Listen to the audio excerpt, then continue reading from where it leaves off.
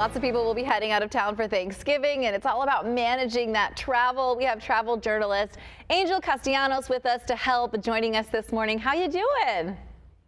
Hey, good to be with you, Heather. Thanks for having me. Absolutely. So I think it's all about managing it. And is it too late to go ahead and make those, travel plans as far as if you're getting on a plane? Because if you haven't made your flight reservations yet, it's going to get really expensive.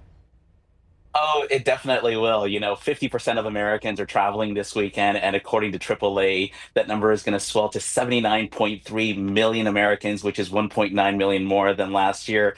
It's definitely not too late to plan for Thanksgiving as long as you know which days to travel and which days are absolutely no go. You should definitely not fly those days or drive those days. Okay, so tell us the exact days, busiest days to fly, when we should kind of avoid the airport, and then when are the good days to say, all right, I'm going to make my flight for that exact day.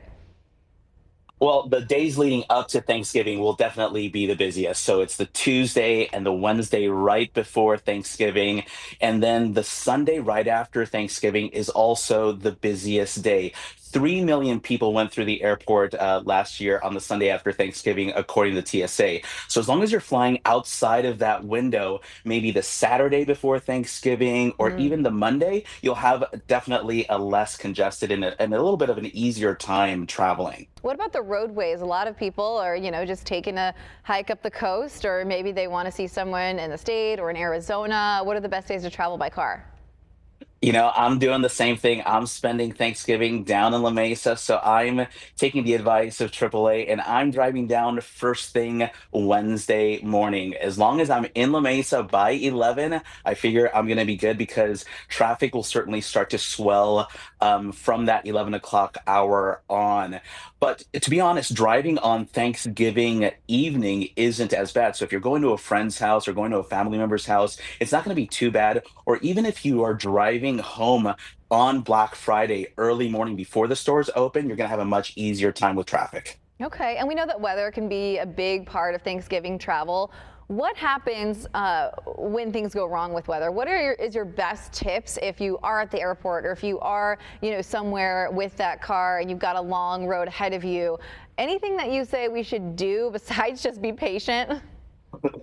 Well, yeah, I mean, I think we should certainly plan ahead, and things do go wrong. That's the part of travel that helps us grow as people. So when it comes to the airport, the Department of Transportation just announced earlier this year that there's new rights for travelers. So if your flight is severely delayed or canceled, you should definitely check out the new Department of Transportation app and the flyrights.gov app.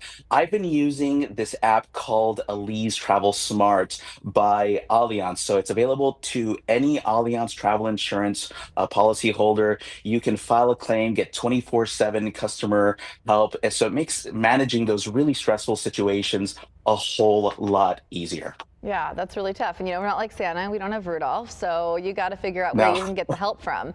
This is the time, too, absolutely. where a lot of people are looking to maybe travel next, like maybe for the next holiday, looking into, the Christmas vacation or Hanukkah. Where should they go? What are some hot spots right now?